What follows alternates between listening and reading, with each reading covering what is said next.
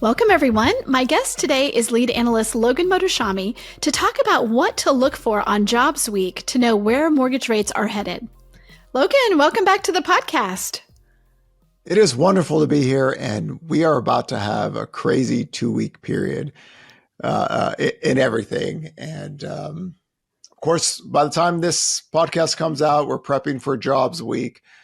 But what we wanted to first discuss is now that rates have gone up, what's that going to do to the inventory data now? Because we're pretty late in the year, and by the time this podcast comes out, the tracker will be out. So these are the things that I'm going to want to see, because I was having my dream year in terms of we were having inventory growth, and then rates fell and the forward-looking demand got better, and you're going to have rising sales and rising inventory, and it was just like, mwah. And then rates went up. And then the Fed cut its federal funds rate, and rates went up. All this happened beforehand. Again, it's God. We've had so much discussion about this. I know the New York Times brought it up about bigger deficits with Trump and trade and tariffs. But again, I keep it simple. The economic data got better, and that's how it works. But in this case, what we saw in the last 2 years is that when rates go up and mortgage demand gets hit, inventory can grow, especially late in the year. New listings data, on the other hand, in 2022, the second half of the year, started its noticeable year-over-year decline versus the previous year. So new listings data in 2022, second half, 2023, and 2024 will be the first and second lowest new listings data ever. Again, it's if most sellers are buyers. That's not a good thing. We would like to see the new listings data during the seasonal peaks get to between 80,000 to 110,000. That's normal. That's 2013 to 2019 data. Perfectly healthy, perfectly good. We haven't been able to do that. So what I want to keep a track on for the rest of the year is to see, does rates at these levels get some people just to go, hey, listen, forget it. I'm not going to do anything. I'm going to wait until spring. Since we're so late in the year, or since mortgage rates are nowhere near 8%, people feel comfortable on doing a traditional listing, which always declines at this period anyway. But we were showing a good year-over-year growth, nothing spectacular, but still a clear move. So I'm wondering if the detriment is that some people just pull the plug. It's almost Halloween. Rates are up. Doesn't look like rates are going to go down. And some people, which I deem to be not a good thing, not a positive. And that's something to keep an eye on. And, how does the inventory data look in October, November? Because we're so close to the seasonal period and getting ready for 2025 at that point. Especially if you take Florida and Texas out of it, right? I mean, you and I have been going to different realtor associations. You've been traveling all over on the nerd tour, talking to different people. And one of the things we hear is some places inventory is really, really bad. Yeah, I mean, just in general terms, I was not a low inventory person in the last decade, but when we broke to all-time lows and demand hit pre-cycle highs, that supply and demand equilibrium got into a really bad place. So per the NAR data, I'm not that far off from 2019 low levels. I mean, we're not back to the historical norms of active inventory. And when we talk about supply and demand equilibrium, you have to remember that you want to see inventory grow, because whenever rates do fall, you want a better atmosphere. And I would say one of the things that surprised me this year, especially in the second half, is that when rates were falling, the pricing data, our national pricing data and other people's national pricing, really firmed up in a seasonal period of time that it shouldn't. And that was my whole, price growth forecast should get met, because we should see weakness in the second half, and the growth rate will cool down, and I'll get to my 2.33%. That didn't happen, even with rates getting down toward 6%. So that's something to keep an eye out in the future.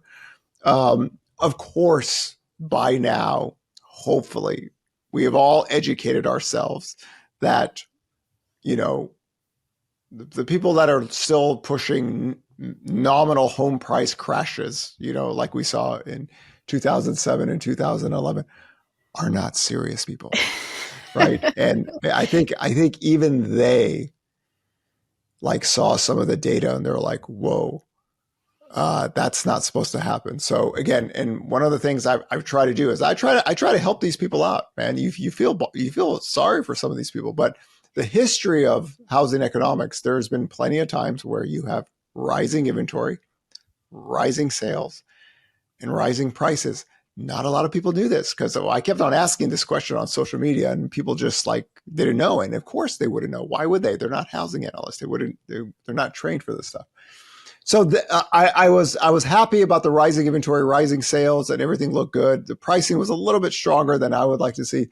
But going out for the rest of the year, we'll see how the rates impact the inventory data. And I just feel so much better about the housing market now after 2024. See, what's happening in 2024 is what I wanted 2023 to be.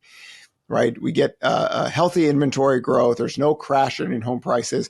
What happened last year is inventory growth didn't really pick up until rates started heading toward 8%.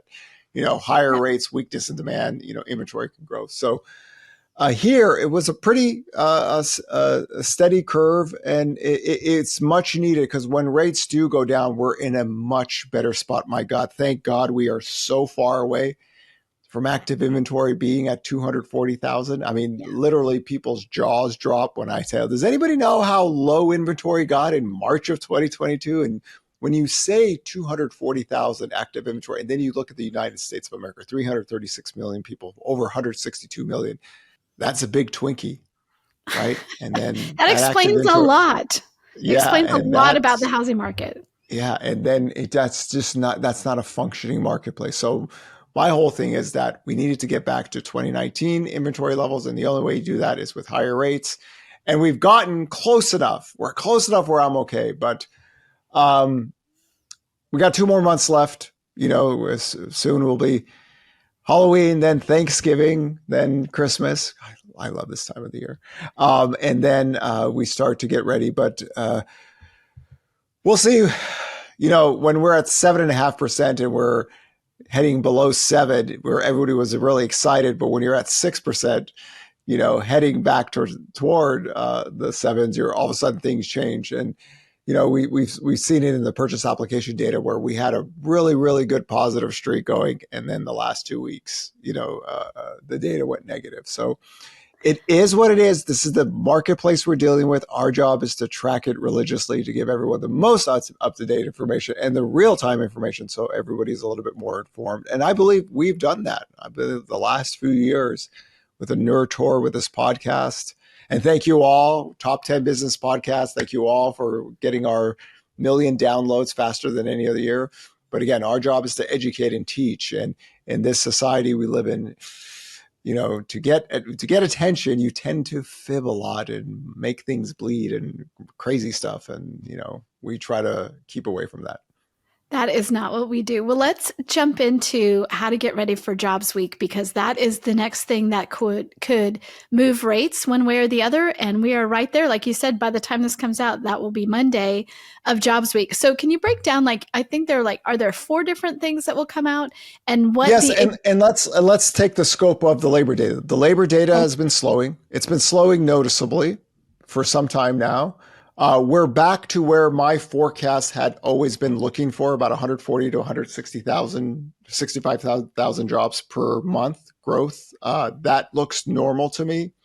If you start to deteriorate below 100,000, that's not a good thing. I don't care what Fed president says. That's fine. That's not.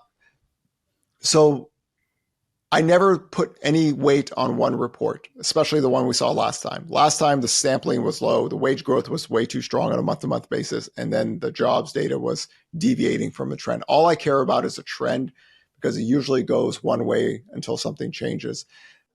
Nothing materially changed really that much. We're just averaging out the curve of job growth. So GDP this quarter is running at 3.3%. Construction workers, in terms of total construction workers, are at all-time highs. Residential construction workers are different, of course. So we're just keeping an eye on if the job openings data starts to deteriorate even more. And the reason I say that is that's one of the reasons why the Fed cut 50 basis points, right? They want to get to neutral, and getting to neutral just means neutral policy. You're not too restrictive or you're not accommodative, and then they're going down to neutral slowly or fast. When we look at the job openings data, there's this 7 to 8 million number, but the quits and the hires, that's number one. That's the thing they really care about, and the quits ratios are pre-COVID, the hires are pre-COVID. So we're not hiring in any big fashion anymore, which would be normal at this stage. But if you start to see the layoffs start to pick off on the job openings data, that is another thing that triggers in the Fed mind. Then we have the ADP report, which out of all the four labor reports, that's the least valuable, but it is one of the four. Jobless claims rules everything, right? Jobless claims got better this week. We've taken away a lot of the hurricane. The continuing claims is heading toward 2 million, but that's also could have some of the hurricane impact into that. And then it's Jobs Friday. So what is the key about Jobs Friday? Wage growth. The Fed wants wage growth heading toward 3%. That would make them happy. They're completely fine with 140 to 165,000 jobs per month. They wouldn't care any other way. They won't say anything bad or positive. That's where they go. If you start to deteriorate below that, you get under 100,000, then they will start to discuss the labor market in more context. Those are the things you kind of want to track: the quits and hires, and the job openings data. Jobless claims, of course. I mean, Powell said that in one of his pressers. We track jobless claims, and it went down. Whether people like that or not, that's what it is. And I know a lot of people say, well, what about severance? Listen, if somebody has 6 to 12 months severance, don't worry about them. They're going to be okay, right? And a lot of college-educated Americans, or especially tech or executives, have severance packages. Their unemployment rates are historically low. They will be historically low versus the other parts of the workforce. Those without a high school education tend to have the highest unemployment rate. It's still near 7% there. So keep an eye on those things. But the key is, how does the bond market react? Now we've had a big move from the lows, right? We went from 360 on the 10-year yield on the day the Fed cuts, and we're at, almost at 4.25. 4.25 was the peak level for my forecast for 2024. I said, when you get above 4.25, especially 4.34, the economy is outperforming in that light. And that's what was happening early in the year. The City Surprise Index was positive, rising up, bond yields rose up. The Fed was needing more confidence against inflation, and then that index started to fall. So keep an eye on that, see how the bond market reacts, because if you get above, the key is here is the 440 line. You really, nobody in housing, real estate, or mortgage, you don't want the 10-year yield breaking above 440, because that's that downtrend from 5%. You want to keep that. A lot of people go, if we follow historical economic cycles, the 10-year yield peaked at 5%, and this downtrend is still intact. So you could have these ebbs and flows in yield. So you break above 440, it's good. That could be chaos. Just like that one time last year when the Fed went hawkish and the 10-year yield just spiked up higher. So those are the things to keep a track of for this week. We'll obviously go with the tracker on Monday morning to see how the inventory data looks like, but see how the bond market reacts to these labor reports. And then we have an election coming after, of course, and then we have the Fed meeting. The Fed's going to cut rates. Whether they're going to get to neutral, whether it's slow or fast, depends on the labor market, but they're heading down toward neutral because the growth rate of inflation has fallen to the levels where they start to feel more comfortable. And again, you don't want to wait until jobless claims break, or you don't want to wait until the, headline and core inflation is at 2%, because usually if that's the case, you've waited too long. So just think of that mindset for this week. And again, slow dance. How does the 10-year yield react to the economic data coming out? And we go with that, at least for this 1 week. Okay, so you know how impatient I am. So I don't want to wait until Friday to know, can you walk us through, here's what happens? You went through You went Why through do the I feel like reports. this is the movie Notebook? You know, I'm always asking you, I what do don't you know. want?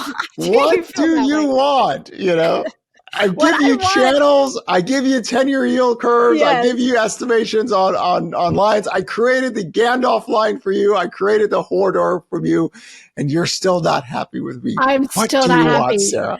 I want day by day. So what happens on each day? And will we get an indication from one of the earlier ones about what to expect on Friday? Is there any way that there should be like a flow through this, or are they very different? So the fact that jobless claims are heading lower doesn't mean like you have a big kind of a layoff surge. But however, I would tell you this: this report can be a little bit funky because of Boeing situation and the hurricanes. Right. So just kind of take that with a grain of salt. So if you wanted something, Sarah, if you needed something more from me, then at least that. And if that's Okay, the but case, what day is that? That's what I'm trying to get to. What day do we Friday jobs report I don't Friday. want to wait till Friday. What Okay, happens you're. before Friday? I just told you might have a little bit of a disappointment because of the hurricanes and the Boeings, but you know that's what it is. And by the way, if you wanted me to give advice to your son, okay, so a lot of people say, should I lock or should I?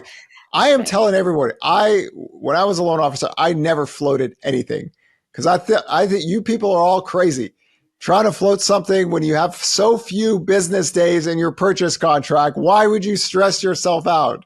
And then there's a lot of people. I remember this because this is just one of my memories from back in the day. I had a client right before the 2016 presidential election. And this client could not qualify for their house if rates went up a quarter. And he was trying to time the market. And I said, dude, what are you doing? If this thing jumps on you, you're not getting a house. There's nothing you could do about this. So he went ahead and locked. And then literally after the election, mortgage rates went up 1%. He would not have bought his house. Now, I'm not saying your son is in that position, but you only have so many days. Why are you gambling? There's a total payment. Make the process as less stressful as possible. Don't roll the dice so much. And I realize if people lock something and rates went down, you're thinking, but remember, that total payment is set. You're good. You obviously qualify for it. Make the process less stressful for yourself. Okay, so there isn't anything that's going to show us ahead of Friday. Friday is really the main show here. I would tell you, you could be somewhat mindful that the labor data might come in softer just because of some of the events that happen, but it should be kind of adjusted to that. I would just say that the jobless claims data coming down has alleviated some concern from some people. But again, trend is your friend. Trend is slowing down. Trend has been slowing down for some time now. Right. And the Federal Reserve has even said this. I got 3 media questions today about, will the Fed hike rates if the jobs data gets better? Okay, listen, the Fed has explained to everybody, we had really, really good labor data in 2023, and the growth rate of inflation fell faster than they had forecasted. Why? Because you don't need a job loss recession to bring down the growth rate of inflation. I encourage everyone, go look at the year over year data of CPI inflation and PC inflation. We bring these charts. It was a global pandemic. That's all it was. And then the disinflation happens with every global pandemic. There's nothing, the Fed didn't do anything crazy or the disinflation. It would have mostly happened on itself. So I know there's a lot of people saying, well, the Fed might have to hike rates. No, they don't. That's over with. They've explained to everybody that Powell literally said that in a presser. A strong labor data does not change our view because the growth rate of inflation fell when labor was doing better than expectations and wage growth was still elevated. This goes into the camp of the Larry Summers and the Jason Furmans who wanted to see the unemployment rate get to 6, 7, 8, 9, 10% to break down inflation. Thank God those two people had no power whatsoever because that did not need to happen. So the Fed's not in that game. The only way they would actually start to talk about maybe hiking again is if wage growth and inflation started to accelerate higher and economic growth started to accelerate higher and that prices would be increasing more than they want. They kind of want that 2% level. They'll be happy if it gets down there slowly. but a reacceleration you would really see it in the month-to-month. And it's just really hard for CPI inflation to really take off unless rents take off again. So that's something that you maybe think down the line, because housing starts at recession lows, and now we've kept things too restrictive that we're not building anything. And that's something here. But for this report, Sarah, that's the best I can give you. Okay. And I will tell listeners that every single day, every weekday, Logan updates. He has a blurb on our mortgage rates center page where you can see the poly locked rate data, but also he gives an update of like pricing is going up or down based on these factors. He waits till it's usually about 9:30 Central Time. So yeah, I mean, 7:15, 7:30 Pacific. By the time we have all the economic data, we get a little digestion of it and see how the bond market reacts. And then you're just, taking it as it is. And, of course, part of the Instagram family, thousands and thousands of people go to stories. We try to talk about bond market reaction to economic data. What does it do? But at least that way you get something going off early in the morning. Of course, I'm in the West Coast, so there's a lot of people in the East Coast who are like, wait a second, you're doing it too late. That's your problem, not mine. So. Well, also, I mean, what we've seen is like things will happen and then things change. So you try to wait till there's like some stableness in there. Yeah, about 7:15, 7:30. That's you get all the economic data that usually comes out around 5:30 or 7, and then the market digests. Of course, something could happen in the middle of the day and things change. Somebody could say a statement, and that's different, but. You do the best you can with the time and the ability given to you. And I think that way you have somewhat an idea. But always remember, with the 10-year yield, you want to stay away from 440. Yes. You do not want the 10-year yield to break above 440. So as long as that's in, the downtrend is still kind of in from 5%. Thank you so much. Appreciate you, even though I give you a hard time. I'm sure I'll hear from people who are like... Did I answer your questions? Yes. I wanted to break down day by day. I wanted like Tuesday, look for this, Wednesday, look for this, Thursday. But I mean, I guess everybody knows what day all those reports come out. So we highlight that in the tracker, right? We do. Part of the tracker is at the end of the tracker, we talk about what happens for the week, what economic data happens, what day, and those things give everybody a heads up. And then everybody is up to date on the fresh weekly stuff. So you don't have to wait for old stale reports, Sarah. But still never happy. Still. Never enough. I'm sure I'll hear from our fans like I'm being too hard on you. This is what we hear, which is ridiculous. Okay. Thank you so much. We will talk to you again soon.